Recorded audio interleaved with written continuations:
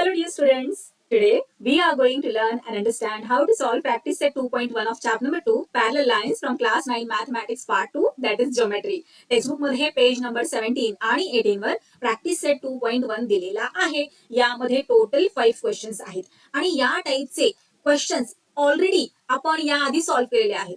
कधी कुठे आठवतात का? क्लास 8 मध्ये असताना chapter number 2 parallel lines and transversal. हा तोच चॅप्टर आठवला ना? त्या चॅप्टर मध्ये आपण या टाइपचे सगळे क्वेश्चन सॉल्व्ह केलेले आहेत फार इझिली. सो बेसिक कन्सेप्ट तुम्हाला माहिती आहेत. मी असं म्हटल्यानंतर मला माहिती आहे की तुमची कंडिशन काहीशी अशी होणार आहे.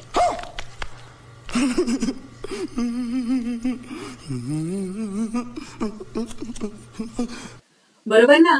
पण कन्फ्युज होऊ नका. मला माहिती आहे खूप काळ गेलेला आहे. समर वेकेशन सुद्धा आताच झालेत, त्यामुळे तुम्हाला काही गोष्टींचा विसर पडला असणार. आपण काय करूयात, आधी काही बेसिक कन्सेप्ट रिवाइज करूयात इथे आणि मग हे सगळे क्वेश्चन सॉल्व्ह करूयात. ऑलरेडी क्लास 8 मध्ये असताना आपण सगळ्या गोष्टी अभ्यासलेल्या आहेत. सो हा चॅप्टर आपल्याला काही फारसा डिफिकल्ट जाणार नाहीये. चला, पॅरलल लाईन्स म्हणजे काय हे तर तुम्हाला माहितच आहे. अशा दोन लाईन्स की ज्यांना आपण कितीही एक्सटेंड केलं तरीही त्या एकमेकींना कधीच कुठेच इंटरसेक्ट करत नाहीत. आता इथे लाईन एल आणि लाईन एम या दोन्ही लाईन्सला आपण आणखी सुद्धा इकडे या साईडने एक्सटेंड केलं तर या दोन लाईन्स एकमेकींना इंटरसेक्ट करणार आहेत का? तर नाही, कधीच करणार नाहीत. पण आता हे पहा, आणखीन आपण या दोन लाईन्स घेऊयात. इथे ही लाईन ओ आणि लाईन पी, या दोन लाईन्सला जर आपण पुढे एक्सटेंड केलं तर या एकमेकींना इंटरसेक्ट करतील का?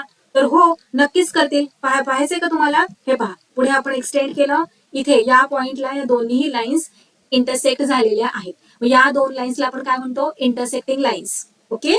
आणि या अशा प्रकारच्या लाईन्सला आपण काय म्हणतो? Parallel lines. फरक कळाला? चला, आता ट्रान्सव्हर्सल म्हणजे काय ते समजून घेऊयात.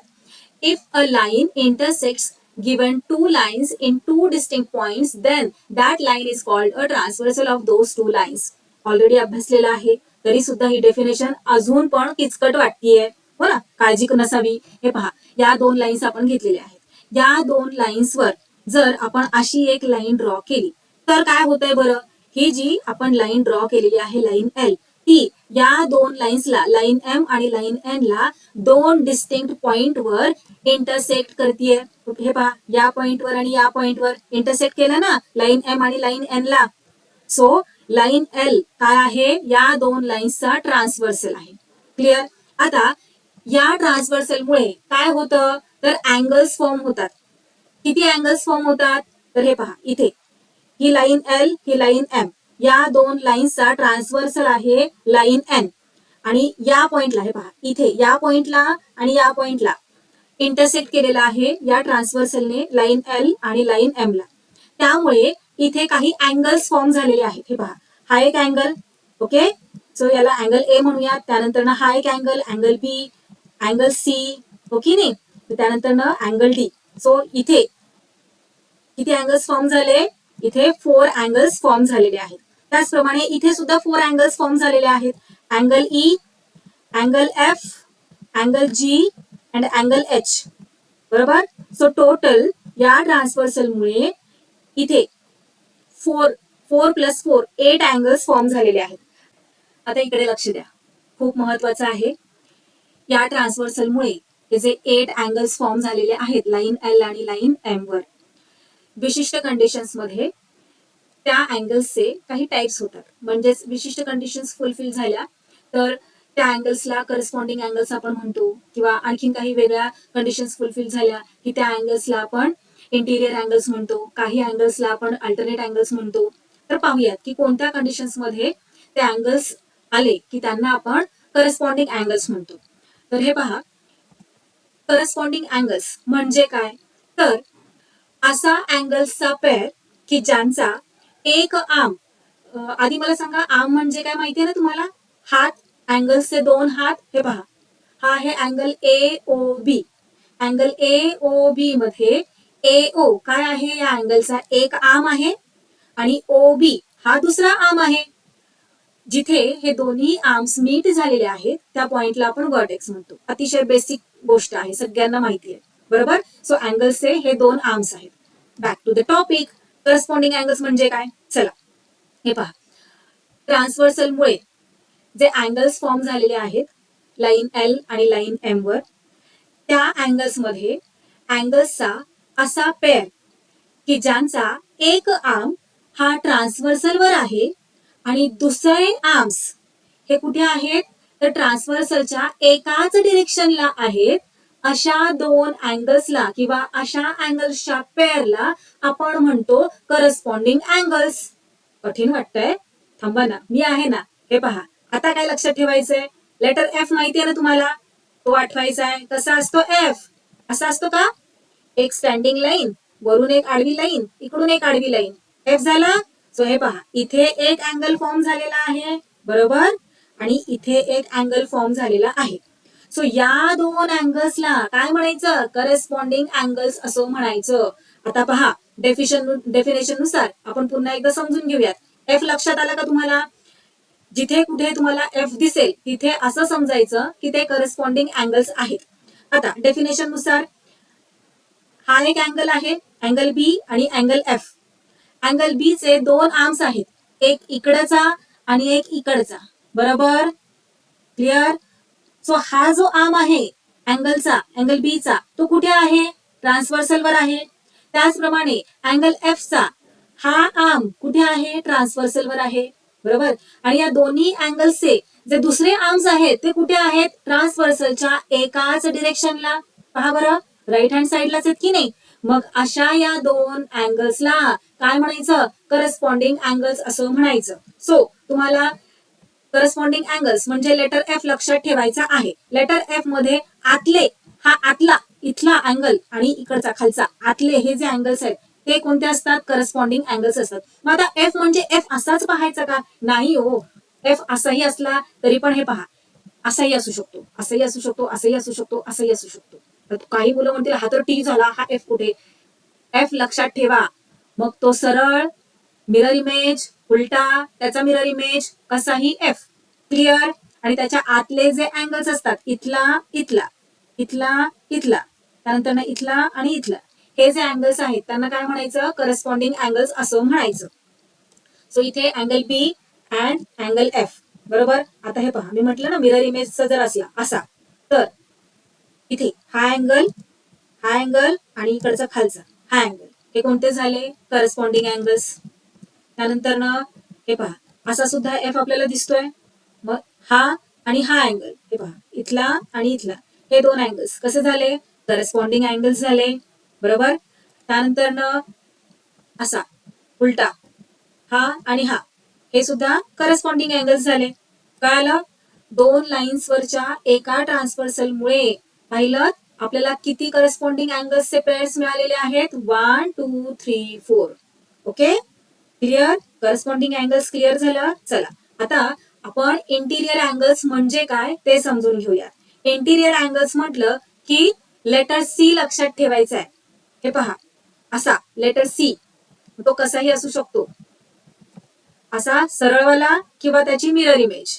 ओके, मग सीच्या आतले जे अँगल्स आहेत त्यांना काय म्हणायचं, इंटिरियर अँगल्स असं म्हणायचं. कंडिशन काय लक्षात ठेवायची आहे डेफिनेशन नुसार, इंटिरियर अँगल्स, हे पहा, इथे हा सी आहे, त्याचा हा जो दोन्ही अँगल्सचा एक आर्म, दोन्ही अँगलचा, इथे हा एक अँगल, अँगल बी आणि अँगल ई, अँगल बी चा एक आर्म आणि अँगल ई चा एक आर्म ट्रान्सव्हर्सलवर आहे, बरोबर. आणि हे दोन्ही आर्म्स एकमेकांच्या अपोजिट डिरेक्शनला चाललेत. अँगल बी चा हा जो आर्म आहे तो या डिरेक्शनला चाललाय, अँगल ई चा हा जो आर्म आहे तो वरच्या डिरेक्शनला चाललाय. म्हणजेच हे जे आर्म्स आहेत ते अपोजिट डिरेक्शनला चाललेले आहेत. एक आर्म अपोजिट डिरेक्शनला जातो जो ट्रान्सव्हर्सलवर असतो आणि इतर जे दोन आर्म्स असतात ते ट्रान्सव्हर्सलच्या एकाच साईडला असतात. अशा अँगल्सला काय म्हणायचं, इंटिरियर अँगल्स असं म्हणायचं. क्लिअर, थोडक्यात लेटर सी लक्षात ठेवायचे. आता आणखीन तुम्हाला लेटर सी कुठे दिसतोय बरं सांगा मला. आता इथे अँगल बी आणि अँगल ई तर आपल्याला मिळालंय. आता हे पहा, असा एक सी दिसतोय. मग इथे इंटिरियर अँगल्स कोणते आहेत, अँगल सी आणि अँगल एच. कळालं इंटिरियर अँगल्स म्हणजे काय. पुढे जाऊयात. आता अल्टरनेट अँगल्स, इथे लेटर झेड लक्षात ठेवायचं. हे पहा, लेटर झेड, मग तो असाही असू शकतो किंवा असाही असू शकतो.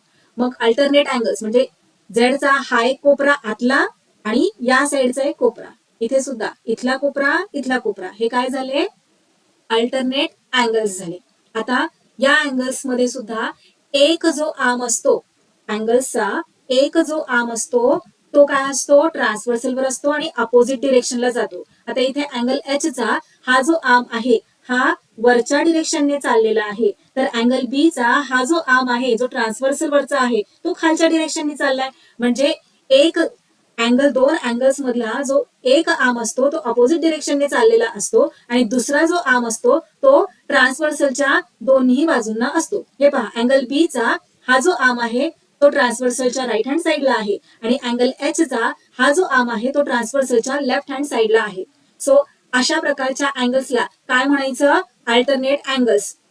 Pairs of angles which are on the opposite sides of transversal and their arms on the transversal show opposite directions is called a pair of alternate angles. Clear झालं तुम्हाला? करस्पॉन्डिंग अँगल्स कोणत्या अँगल्सला म्हणतात, लेटर एफ लक्षात ठेवायचंय. Interior angles साठी कोणतं letter लक्षात ठेवायचंय, लेटर सी लक्षात ठेवायचंय आणि अल्टरनेट अँगल्स साठी लेटर झेड लक्षात ठेवायचं आहे. सो आता इथे बी आणि एच हे अँगल्स कसे आहेत, बी आणि एच हे कसे आहेत अँगल्स, अल्टरनेट अँगल्स आहेत. आता इथे मी हे दोन ग्रुप केलेत, एक इंटिरियर अल्टरनेट अँगल्स आणि एक्सटिरियर अल्टरनेट अँगल्स. आता एक्सटिरियर म्हणजे काय ते सुद्धा मी सांगणारच आहे तुम्हाला. हे पहा, इथे हा अँगल बी आहे, त्याच्यावरचा हा जो बाहेरचा आहे ना तो काय झाला, एक्सटिरियर अँगल. त्याचा पेअर कोणता झाला, इकडचा हा एफ वाला. हे दोन काय झाले, एक्सटिरियर अँगल्स झाले, झेडच्या कोपऱ्यातले अँगल्स. त्यांना काय म्हणायचं, एक्सटिरियर अल्टरनेट अँगल्स.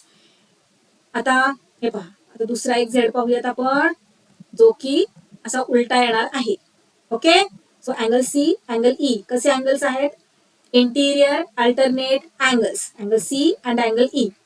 आता एक्सटिरियर अल्टरनेट अँगल्स कोणते, तर यांच्या कोपऱ्यावरचे हा एक आणि हा एक, ए आणि जी. हे पहा, हा कोपरा झालं. एक्सटिरियर अल्टरनेट अँगल्स आणि हे interior alternate angles. Clear? Corresponding angles साठी लेटर एफ लक्षात ठेवायचं आहे, इंटिरियर अँगल्स साठी लेटर सी, अल्टरनेट अँगल्स साठी लेटर झेड आणि त्यांच्या कोपऱ्यावरचे जे असतात ते कोणते असतात, एक्सटिरियर अल्टरनेट अँगल्स. चला आता लिनियर पेअर ऑफ अँगल्स म्हणजे काय ते समजून घेऊयात. आय नो तुम्हाला माहित आहे, एका स्ट्रेट लाईनवर जे अँगल्स, जे दोन अँगल्स फॉर्म होतात त्यांना आपण काय म्हणतो, लिनियर पेअर ऑफ अँगल्स. आता ही एक स्ट्रेट लाईन आहे, लाईन एल, त्यावर अशा प्रकारे जर लाईन एम आपण ड्रॉ केली तर दोन अँगल्स फॉर्म होतात. या दोन अँगल्सला आपण काय म्हणतो, लिनियर पेअर ऑफ अँगल्स. हो की नाही? सो अँगल ए आणि अँगल बी काय झाले, लिनियर पेअर ऑफ अँगल्स. आणि यांची प्रॉपर्टी काय आहे, या दोन अँगल्सला आपण जर ऍड केलं तर सम काय येतं, नेहमी 180 डिग्री.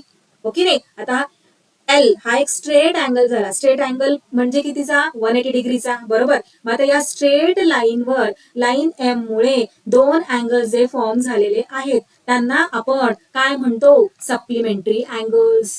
सप्लिमेंटरी म्हणजे काय, तर 180 degree. Measure of angle A plus measure of angle B केल्यानंतर ना 180 डिग्री इतकं सम मिळतं आपल्याला. अशा अँगल्सला आपण म्हणतो angles in a linear pair.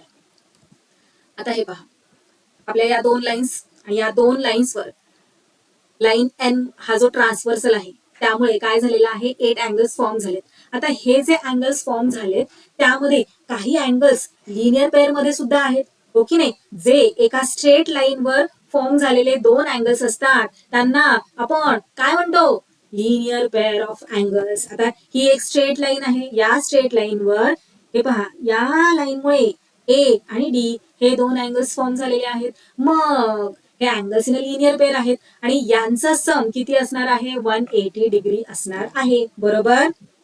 हो की नाही? मग असेच आणखीन सुद्धा इथे अँगल्स फॉर्म होणार आहेत स्ट्रेट लाईनवर. जसं की इथे हा एक अँगल आणि हा एक अँगल फॉर्म झालाय, अँगल बी आणि अँगल सी. सो यांचा सुद्धा सम किती येणार, 180 डिग्री. त्याचप्रमाणे ही एक लाईन आहे, ही एक स्ट्रेट लाईन आहे, या एका स्ट्रेट लाईनवर हे पहा ही एक लाईन अशी आली आहे. त्यामुळे काय झालंय, इथे आणि इथे दोन अँगल्स फॉर्म झाले. या दोन अँगल्स सम किती येणार, 180 डिग्री. का बरं 180 डिग्री येणार, कारण ते अँगल्स इन लिनियर पेअर आहेत, बरोबर. त्याचप्रमाणे खालच्या डिरेक्शनने सुद्धा हे पहा, या एका स्ट्रेट लाईनवर ही एक लाईन आहे, यामुळे इकडे आणि इकडे दोन अँगल्स फॉर्म झालेत, म्हणजेच हे अँगल्स इन लिनियर पेअर आहेत. यांचं सम सुद्धा किती येणार आहे 180 डिग्रीच येणार आहे. त्याचप्रमाणे हे पहा, तुम्ही जर असं ऑब्झर्व केलं, ही लाईन एन, ओके, या लाईन एन वर स्ट्रेट लाईन आहे बरोबर. मग या स्ट्रेट लाईन वर या लाईनमुळे हे दोन अँगल्स फॉर्म झालेले आहेत ए आणि बी, यांचं सम सुद्धा कसं येणार 180 डिग्री. त्याचप्रमाणे डी आणि सी यांचं सम सुद्धा 180 डिग्री, कारण ते अँगल इन लिनियर पेअर आहेत, एका स्ट्रेट लाईनवर दोन अँगल्स फॉर्म झालेले आहेत. त्याचप्रमाणे एच आणि जी चं सुद्धा होणार आहे. कळालं का तुम्हाला? एका स्ट्रेट लाईनवर जर एक लाईन असेल, हे पहा अशा प्रकारची, तर दोन अँगल्स फॉर्म होतात आणि ते दोन अँगल्स इन लिनियर पेअर म्हणून ओळखले जातात. क्लिअर? त्यांचं जे सम आहे ते 180 डिग्री येतं. आता ओके, इथे हे मी जे आता तुम्हाला सांगितलं तेच खाली राईट करून देत आहे. क्लिअर? चला, आता व्हर्टिकली अपोजिट अँगल्स म्हणजे काय ते समजून घेऊयात. ही एक स्ट्रेट लाईन, त्याच्यावर आपण त्या लाईनला ए बी असं आपण नाव दिलं. ओके, त्याच्यावर आणखीन असं एक इंटरसेक्टिंग लाईन आपण ड्रॉ केली सीडी. इथे पहा इंटरसेक्टिंग पॉइंट तयार झाला, या पॉइंटला नाव देऊयात ओ. या इंटरसेक्टिंग पॉइंट मुळे काय झालंय, अँगल्स फॉर्म झालेत की नाही. हे पहा, हा एक अँगल आणि हा एक अँगल.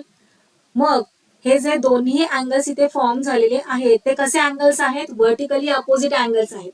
व्हर्टिकली अपोजिट अँगल्स हे नेहमी कॉन्ग्रुएंट असतात. कॉन्ग्रुएंट म्हणजे काय, जितक्या मेजरचा अँगल COA आहे तितक्याच मेजरचा अँगल BOD असणार आहे बरोबर. हा अँगल आणि हा अँगल हे दोन्ही अँगल्स इक्वल आहेत. AOC equal to angle BOD किंवा कॉन्ग्रुएंट असं सुद्धा आपण म्हणू शकतो. जेव्हा अँगल्सला आपल्याला इक्वल आहेत असं म्हणायचं असतं तेव्हा आपण कॉन्ग्रुएंट असा वर्ड घेत असतो. Okay, so angle AOC is congruent to angle BOD. आता हे पहा, इथे सुद्धा तर एक अँगल फॉर्म झालाय, हा आणि हा AOD आणि COB बरोबर. मग हे सुद्धा अँगल्स कसे आहेत, व्हर्टिकली अपोजिट अँगल्स आहेत आणि व्हर्टिकली अपोजिट अँगल्स हे कायम कॉन्ग्रुएंट असतात. कळाली प्रॉपर्टी? आपण लिनियर पेअरची प्रॉपर्टी पाहिली, त्यानंतर ना आता ही व्हर्टिकली अपोजिट अँगल्सची प्रॉपर्टी पाहिली. आता हे पहा, इथे आपण अशा प्रकारे हे दोन घेऊयात लाईन्स. ही एक स्ट्रेट लाईन, त्याच्यावर आपण इकडून एक लाईन घेतली आणि इकडून अशी घेतली. आता हे मला सांगा, हे व्हर्टिकली अपोजिट अँगल्स आहेत का बरं? सांगा बरं मला. नाही आहेत. व्हर्टिकली अपोजिट अँगल्स कसे असतील? व्हर्टिकली अपोजिट अँगल्स होण्यासाठी अशा प्रकारे एक्स फॉर्म व्हावा लागतो. इथे पहा, ही लाईन कुठेतरी भलतीकडेच चालली आहे, हो ना. सो हे जे अँगल्स इथे फॉर्म झालेले आहेत, किती अँगल्स फॉर्म झालेत, 1 2 3 4, हे जे 4 अँगल्स फॉर्म झालेले आहेत यातले कोणतेच अँगल्स हे व्हर्टिकली अपोजिट अँगल्स नाहीयेत बरोबर. व्हर्टिकली अपोजिट अँगल्स होण्यासाठी ही कंडिशनच फुलफिल व्हावी लागते.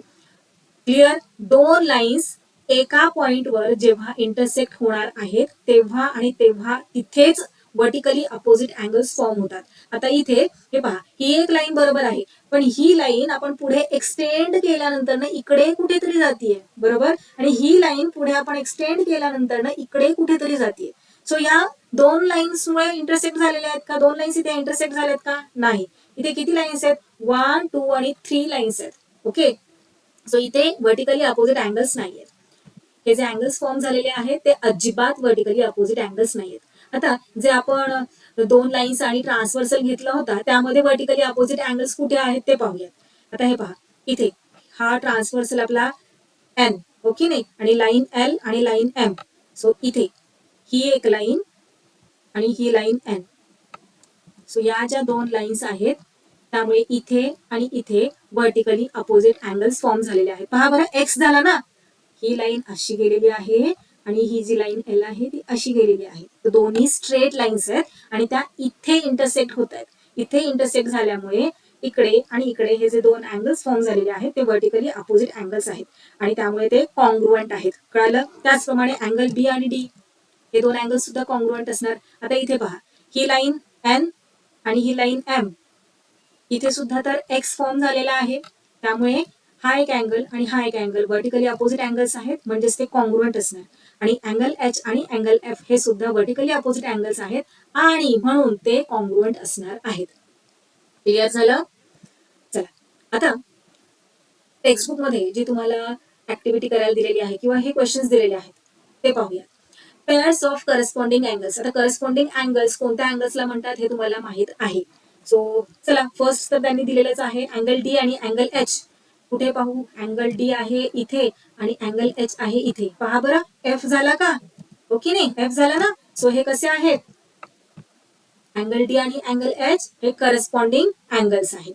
आता अँगल ए पाहूयात, अँगल ए आहे इथे, त्याचा करस्पॉन्डिंग अँगल कुठे असणार आहे, एफ कसा तयार होणार हे पहा. आता ही लाईन आपण अशी घेतली आणि इकडे असं केलं, हे पहा असं, तर अँगल ए आणि अँगल ई कसे होत आहेत, करस्पॉन्डिंग अँगल्स होत आहेत, बरोबर. सो इथे राईट करूयात अँगल ई. अँगल सी, कुठे अँगल सी इथे, ओके. आता हे पहा, इथे आहे अँगल सी, आणखीन हा जी, हा असणार आहे त्याचा करस्पॉन्डिंग अँगल, अँगल सी आणि अँगल जी, सी आणि जी, राईट करूया जी. आता बी, अँगल बी दिलाय त्यांनी, इथे आहे अँगल बी, ओके. त्याचा करस्पॉन्डिंग अँगल एफ येणार, पहा एफ झाला. सो हा अँगल आणि हा अँगल कसे आहेत, करस्पॉन्डिंग अँगल्स आहेत. क्लिअर. आता पुढे तर त्यांनी सगळं दिलेलं आहे, आपल्याला काहीच राईट करायचं नाहीये, तरी सुद्धा समजून घेऊया. पेअर्स ऑफ अल्टरनेट अँगल्स त्यांनी दिलेले आहेत, सी आणि ई, अँगल सी आणि ई, सी आहे इथे आणि ई आहे इथे, झेड तयार झाला. झेड म्हणजे काय, alternate interior angles. So C आणि ई कसे अँगल्स झाले, अल्टरनेट इंटिरियर अँगल्स. आता बी आणि एच दिलेला आहे, सो बी आणि एच आहे इथे, पहा हा आहे बी आणि हा आहे एच. सो हे अल्टरनेट इंटिरियर अँगल्स. त्यानंतर अल्टरनेट एक्सटिरियर अँगल्स त्यांनी दिलेले आहेत, डी आणि एफ. मी म्हटलं ना बाहेरचे जे अँगल्स असतात, हे पहा हा डी आणि हा एफ झाले अल्टरनेट एक्सटिरियर अँगल्स. त्यानंतर त्यांनी ए आणि जी सुद्धा दिलेला आहे, ते सुद्धा हे पहा, ए, अँगल ए आणि अँगल जी एक्सटिरियर अँगल्स झाले. पुढे इंटिरियर अँगल्स. इंटिरियर अँगल्स म्हणजे काय, तर लेटर सी, हे पहा अँगल सी आणि अँगल एच कसे आहेत, इंटिरियर अँगल्स. त्याचप्रमाणे बी आणि ई सुद्धा येणार आहेत इंटिरियर अँगल्स. क्लिअर झाला, मला सगळ्या गोष्टी कळाल्या, करस्पॉन्डिंग अँगल्स म्हणजे काय आणि ते कसे फाइंड आउट करायचे, त्याचबरोबर अल्टरनेट अँगल्स लेटर झेडच्या मदतीने कसे ओळखायचे, त्यालाच आपण इंटिरियर अल्टरनेट अँगल्स असंही म्हणतो. झेडच्या आतले जे अँगल्स असतात त्यांना इंटिरियर अल्टरनेट अँगल्स असं म्हणतात, आणि झेडचे जे कोपरे असतात ना त्याच्या वरच्या अँगल्सला आपण काय म्हणतो, हे पहा इकडचा वरचा अँगल आणि इकडचा हा खालचा अँगल, त्यांना आपण म्हणतो एक्सटिरियर अल्टरनेट अँगल्स. त्याचबरोबर लेटर सी च्या मदतीने इंटिरियर अँगल्स कसे ओळखायचे. आपण आणखी सुद्धा गोष्टी अभ्यासल्या, कोणत्या, angles in a linear pair कोणते असतात, एका स्ट्रेट लाईनवर जेव्हा एखादी लाईन आपण ड्रॉ करतो त्यामुळे काय होतं, दोन अँगल्स फॉर्म होतात आणि ते दोन अँगल्स कसे असतात, सप्लिमेंटरी असतात. सप्लिमेंटरी म्हणजे काय, तर त्या दोन अँगल्सच्या मेजर्सला जर आपण ऍड केलं तर 180 डिग्री येतं. व्हर्टिकली अपोजिट अँगल्स म्हणजे काय ते सुद्धा आपण अभ्यासलं. लेटर एक्स लक्षात ठेवायचा आहे, बरोबर एक्झॅक्ट एक्सच आपल्याला दिसला पाहिजे. एक्स जिथे तयार होतो तिथे व्हर्टिकली अपोजिट अँगल्स फॉर्म होतात आणि व्हर्टिकली अपोजिट अँगल्स हे नेहमी कॉन्ग्रुएंट असतात, बरोबर.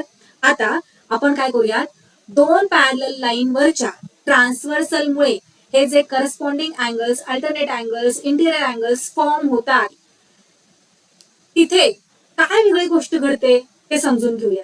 हे पहा, याआधी आपण दोन लाईन्स वरच्या ट्रान्सव्हर्सल पाहिला, पण त्या दोन लाईन्स कशा होत्या, पॅरलल होत्या का, पॅरलल नव्हत्या की नाही. हे पहा, लाईन एल आणि लाईन एम इकडे जर एक्सटेंड केल्या तर त्या इंटरसेक्ट होणार आहेत, बरोबर. तर या दोन लाईन्स पॅरलल नव्हत्या, बरोबर, आणि त्यांच्यावरचा हा ट्रान्सव्हर्सल. सो ट्रान्सव्हर्सल हा आपला कॉमन आहे, ऍज इट इज आहे ट्रान्सव्हर्सल. पण या ज्या दोन लाईन्स आहेत इंटरसेक्टिंग होत्या, त्यांच्याऐवजी आपण आता काय करूयात, इथे या दोन पॅरलल लाईन्स घेऊया आणि पॅरलल लाईन्स वरचा हा ट्रान्सव्हर्सल. या ट्रान्सव्हर्सलमुळे जे करस्पॉन्डिंग अँगल्स फॉर्म होतात, अल्टरनेट अँगल्स फॉर्म होतात, इंटिरियर अँगल्स फॉर्म होतात, त्यांच्यामध्ये काय वेगळं घडतं ते समजून घेऊया. चला, हे पहा, आता इथे मला सांगा करस्पॉन्डिंग अँगल्स कुठे आहेत, तर लेटर एफ आपल्याला शोधायचा आहे. इथे आपल्याला हा लेटर एफ मिळालेला आहे. लेटर एफ करस्पॉन्डिंग अँगल्स म्हणजे काय, तर इन डिटेल आपल्याला ह्याच्यामध्ये डेफिनेशन मध्ये काय सांगितलेलं आहे की असा अँगल्सचा पेअर की ज्याचा एक आर्म हा ट्रान्सव्हर्सलवर एकाच डिरेक्शनला असला पाहिजे. अँगल बी आणि अँगल एफ चा एक आर्म पहा ट्रान्सव्हर्सलवर आहे, बरोबर, आणि एकाच डिरेक्शनला चाललाय, आणि त्यांचे जे दुसरे आर्म्स असतात ते ट्रान्सव्हर्सलच्या एकाच डिरेक्शनला हवे आहेत, एकाच साईडला हवे आहेत की नाही, राईट हँड साईडलाच आहेत दुसरे आर्म्स. सो अशा या अँगल्सला आपण काय म्हणतो, करस्पॉन्डिंग अँगल्स असं म्हणतो. सो इथे अँगल बी आणि अँगल एफ हे काय झाले आहेत, करस्पॉन्डिंग अँगल्स झालेत. पण इथे एक वेगळीच गोष्ट, भन्नाट गोष्ट घडते. काय भन्नाट गोष्ट घडते माहितीये का, तर ह्या दोन पॅरलल लाईन्स आहेत, त्याच्यावरचा हा ट्रान्सव्हर्सल, त्यामुळे काय झाले, करस्पॉन्डिंग अँगल्स झालेत. बरोबर. आणि ह्या पॅरलल लाईन्स असल्यामुळे हे जे दोन अँगल्स आपल्याला करस्पॉन्डिंग मिळालेले आहेत ते चक्क कॉन्ग्रुएंट होतात. कॉन्ग्रुएंट म्हणजे काय, तर इक्वल. जितक्या मेजरचा अँगल बी आहे तितक्याच मेजरचा अँगल एफ असतो. खूप इम्पॉर्टंट प्रॉपर्टी आहे, लक्षात ठेवायची आहे. चला आता आणखीन करस्पॉन्डिंग अँगल शोधूयात आपण इथे. हे पहा, हे अँगल सी आणि अँगल जी हे सुद्धा कसे असणार आहेत, ऑफकोर्स कॉन्ग्रुएंट असणार. का बरं कॉन्ग्रुएंट, कारण कारण काय, ह्या दोन पॅरलल लाईन्स आहेत, बरोबर, म्हणून अँगल सी आणि जी कॉन्ग्रुएंट झाले. आता आणखीन उलटे एफ शोधूयात. हे पहा, ई आणि ए हे कसे आहेत, करस्पॉन्डिंग आहेत, त्याचबरोबर कॉन्ग्रुएंट सुद्धा आहेत, कारण दोन पॅरलल लाईन्स वर फॉर्म झालेले आहेत या ट्रान्सव्हर्सलमुळे. आता इकडे डी आणि एच हे सुद्धा काय आहेत, करस्पॉन्डिंग अँगल्स, आणि हे पण कॉन्ग्रुएंट असणार आहेत. कळाली प्रॉपर्टी. चला आता अल्टरनेट अँगल्स पाहूया. अल्टरनेट अँगल्स म्हणजे लेटर झेड आपल्याला पाहायचं आहे. कुठे आहे लेटर झेड, तर हे पहा इथे आहे लेटर झेड.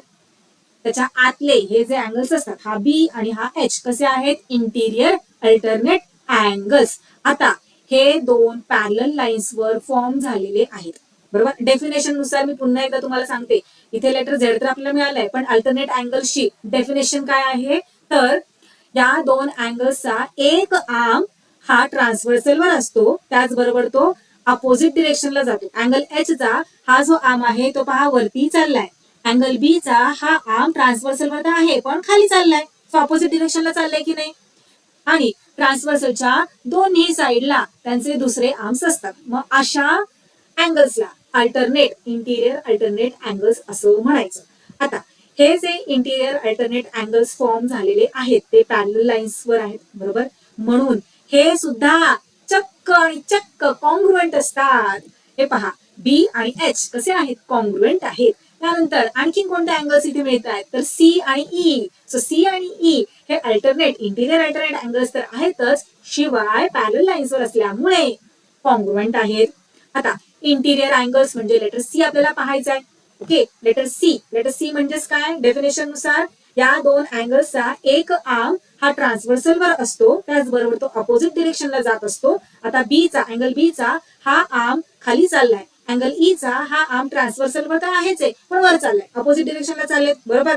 आणि दुसरे जे आर्म्स असतात ते ट्रान्सव्हर्सलच्या एकाच साईडला असतात. सो अशा अँगल्सला आपण इंटिरियर अँगल्स असं म्हणतो. सो बी आणि ई हे काय झाले, इंटिरियर अँगल्स झाले. आता हे इंटिरियर अँगल्स सुद्धा कॉन्ग्रुएंट असतात का बरं, नाही हो, हे इंटिरियर अँगल्स कॉन्ग्रुएंट नसतात, तर ते कसे असतात, सप्लिमेंटरी असतात. सप्लिमेंटरी म्हणजे काय, तर त्या दोन अँगल्सला ऍड केलं की आपल्याला 180 डिग्री मिळतं, म्हणजे सप्लिमेंटरी.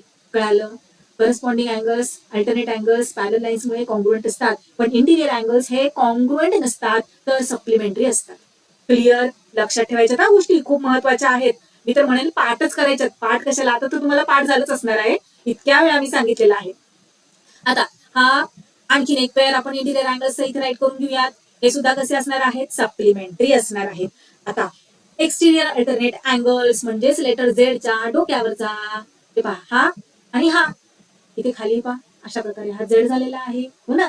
मग हा वरचा आणि इकडचा हा खालचा डी आणि एफ हे एक्सटिरियर अल्टरनेट अँगल्स आहेत. आणि हे कसे असतात, हे सुद्धा कॉन्ग्रुएंट असतात. आता आणखी सुद्धा पेअर आहेत की नाही एक्सटिरियर अल्टरनेट अँगल्सचे, कोणते, ए आणि जी. हे पहा हा आणि हा कसे आहेत, तर यस, एक्सटिरियर अल्टरनेट अँगल्स, आणि ते कसे आहेत, कॉन्ग्रुएंट असतात. क्लिअर झाल्या सगळ्या गोष्टी. Very good. चला आता आपण ही जी प्रॉपर्टी समजून घेतलेली आहे याची, त्याला थिअरम असं टेक्स्टबुक मध्ये म्हटलेलं आहे. सो काय थिअरम टेक्स्टबुक मध्ये दिलेलं आहे ते पाहूयात.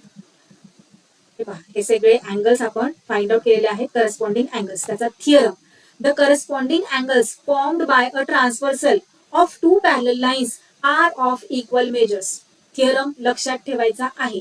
The corresponding angles formed by a transversal of two parallel lines. These two words are very important. Two parallel lines are of equal मेजरचे असतात म्हणजेच कॉन्ग्रुएंट असतात. क्लिअर? चला आता नेक्स्ट अल्टरनेट अँगल्सचा थिअरम पाहूया. अल्टरनेट अँगल्स कोणते? तर लेटर झेड, बी आणि एच, त्यानंतर ना सी आणि ई, हे कसे आहेत? अल्टरनेट अँगल्स आहेत. आणि त्याचा थिअरम काय आहे? तर the alternate angles form by a transversal of two parallel lines are of equal measures. Next theorem पाहूयात इंटिरियर अँगल्सचा.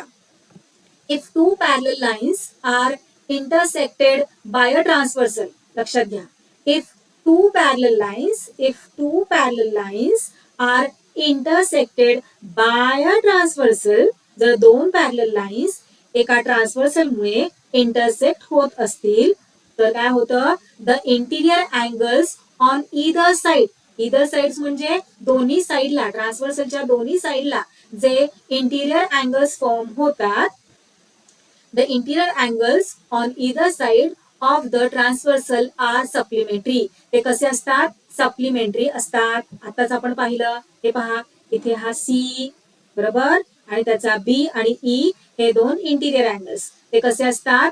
सप्लिमेंटरी असतात. इकडे सुद्धा अँगल सी आणि अँगल एच कसे आहेत? सप्लिमेंटरी आहेत. सो हे थिअरम कळाले का? बाय हार्ट लर्न झाले का? ऑफकोर्स झालेच असणार.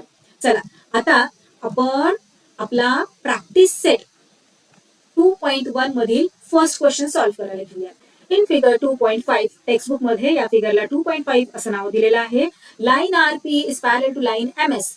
कुठे आहे लाईन आर पी? हे पहा, ही आहे लाईन आर पी आणि ही आहे लाईन एम एस. दोन्ही कशा आहेत? पॅरल आहेत असं क्वेश्चन मध्ये आपल्याला दिलेलं आहे. And line D K is the transversal. D K काय आहे? ट्रान्सव्हर्सल आहे या दोन पॅरल लाईन्सचा. DHP is equal to angle DHP किती दिलाय? 85 डिग्रीचा दिलेला आहे. आणि आपल्याला या सगळ्या अँगल्सचं मेजर फाइंड आउट करायला सांगितलंय. आता सगळ्या प्रॉपर्टीज थिअरम्स आपल्याला माहिती आहेत, त्याचाच यूज करून आपण इथे या सगळ्या अँगल्सचे मेजर फार इझिली फाइंड आउट करू शकतो. पहा बरं गंमत, एकच अँगल आपल्याला इथे दिलेला आहे, त्याचं मेजर दिलंय, त्याच्यावरून आपल्याला सगळे हे अँगल्स फाइंड आउट करायला सांगितले. कसे चटाचट आपण फाइंड आउट करतोय ते पहाच आता तुम्ही. हे पहा, आपल्याकडे या दोन पॅरलल लाईन्स आहेत. या सगळी गोष्ट त्यांनी दिली आहे की या दोन पॅरलल लाईन्स आहेत. डी के हा ट्रान्सव्हर्सल आहे आणि DHP 85 आहे. फर्स्ट आपल्याला कोणता अँगल फाइंड आउट करायला सांगितलंय? RHD. कुठे RHD? RHD हे पहा, हा RHD हा फाइंड आउट करायला सांगितलंय. बघा बरं, एका स्ट्रेट लाईनवर हे दोन अँगल्स आहेत. पहा, RHD आणि DHP एका स्ट्रेट लाईनवर आहेत का? हा अँगल DHP आणि हा अँगल RHD स्ट्रेट लाईनवर आहेत. आणि जे दोन अँगल्स स्ट्रेट लाईनवर फॉर्म होतात त्यांना आपण angles in a linear pair म्हणतो. बरोबर, जे अँगल स्ट्रेट लाईनवर असतात त्यांना. आणि जे अँगल्स स्ट्रेट लाईनवर लिनियर पेअर मध्ये असतात त्यांचं सम नेहमी 180 डिग्री येतं, म्हणजेच ते सप्लिमेंटरी असतात. हेही आपल्याला माहिती आहे. चला तर मग हीच प्रॉपर्टी यूज करून आपण फार इझिली या अँगलचे मेजर फाइंड आउट करू शकतो. पहा, आता हा अँगल प्लस हा angle is equal to 180 degree येतं. चला इथे आपण सोल्युशनच राईट करून पाहूयात ना. सो फर्स्ट आपल्याला RHD फाइंड आउट करायचंय. गिवन काय आहे? DHP किती? 85 डिग्री. ओके, आता आपल्याला माहिती आहे की हे दोन अँगल्स लिनियर पेअर मध्ये आहेत. सो राईट करूयात. We know that angle RHD plus angle DHP is equal to 180 degree. Reason write करायला विसरायचं नाही, नाहीतर हाफ मार्क कट होतो. Angles in a linear pair. Angle RHD find out करायचा आहे, ऍज इट इज राईट करायचं आहे. DHP किती दिलेला आहे? 85 degree is equal to 180 degree. RHD find out करायचं आहे म्हणून त्याला इक्वल टू च्या लेफ्ट हँड साईडला ऍज इट इज ठेवूयात आणि 85 ला पाठवून देऊयात इक्वल टू च्या राईट हँड साईडला. इथे प्लस आहे, जेव्हा तो त्याची साईड चेंज करेल तेव्हा मायनस मध्ये चेंज होणार. RHD लेफ्ट हँड साईडला ऍज इट इज ठेवूयात is equal to 180 degree minus 85 degree. 180 मधून 85 सबट्रॅक्ट केल्यानंतर आपल्याला मिळतं 95. So RHD is equal to 95 degree.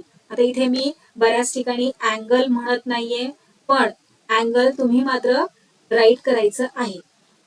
So angle RHD is equal to 95 degree. Compulsory अँगलचं सिम्बॉल द्यायचं आहे. चला नेक्स्ट पाहूया.